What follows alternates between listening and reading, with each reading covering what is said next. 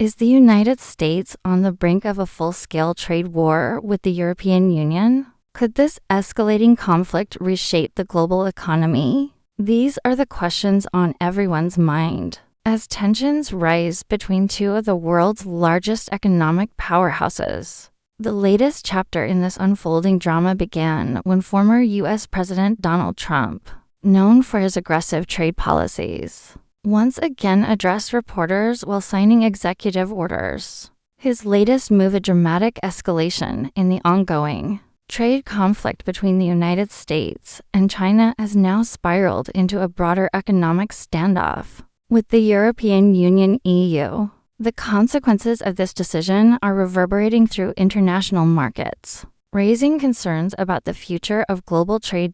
In an unprecedented and bold maneuver, the European Union has officially announced a comprehensive set of retaliatory measures aimed directly at the U.S. automotive industry. This response comes in reaction to President Trump's recent declaration of substantial tariffs on European car imports, a move that has sent shockwaves throughout global trade corridors. Before we dive into the details, make sure to smash that like button and subscribe for the latest updates on this escalating economic battle.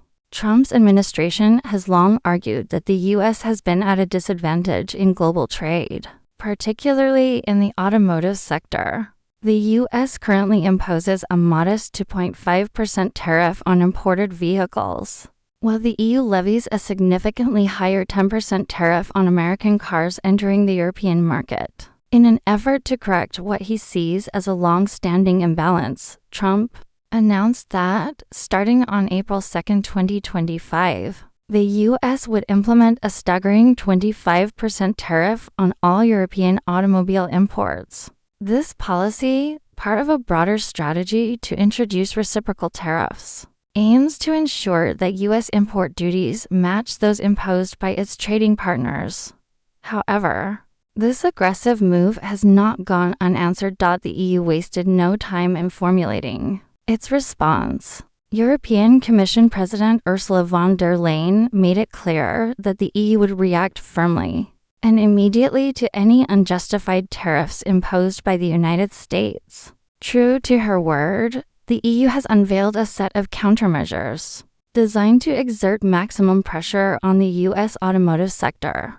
These countermeasures include a 25% tariff on American-made vehicles and automotive parts exported to Europe, mirroring the U.S. tariff hike, additional tariffs on key U.S. industries, including agriculture and technology, widening the economic impact beyond the auto sector. These measures are not just symbolic, they carry serious financial consequences. The EU represents a major market for American automakers, with U.S. car exports to Europe totaling approximately €56 billion, $60 billion in 2023. This accounts for roughly 20% of the EU's automotive import value. If the EU follows through on its tariff hike, U.S. vehicles will become significantly more expensive in Europe, making them far less competitive compared to European brands.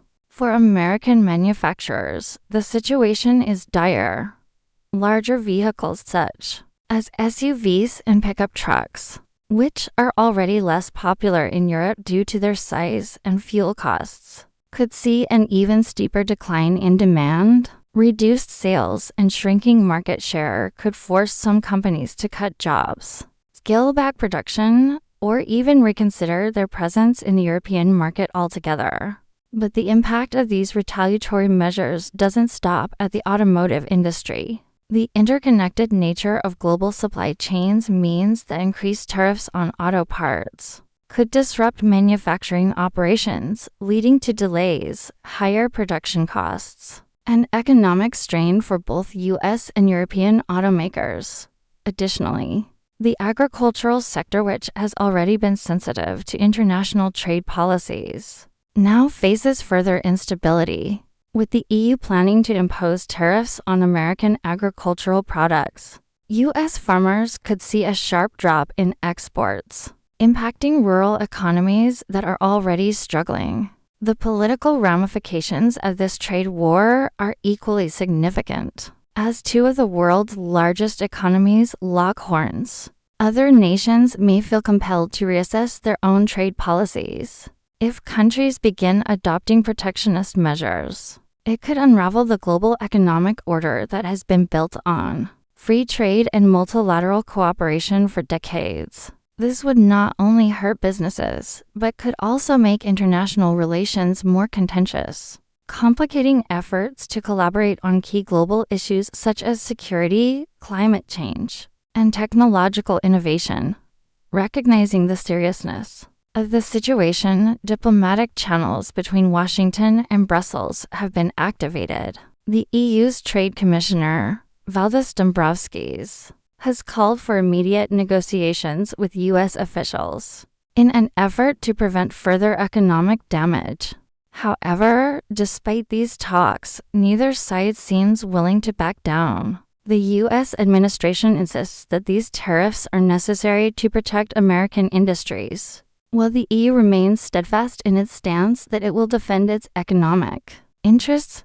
Meanwhile, industry stakeholders on both sides of the Atlantic are raising red flags.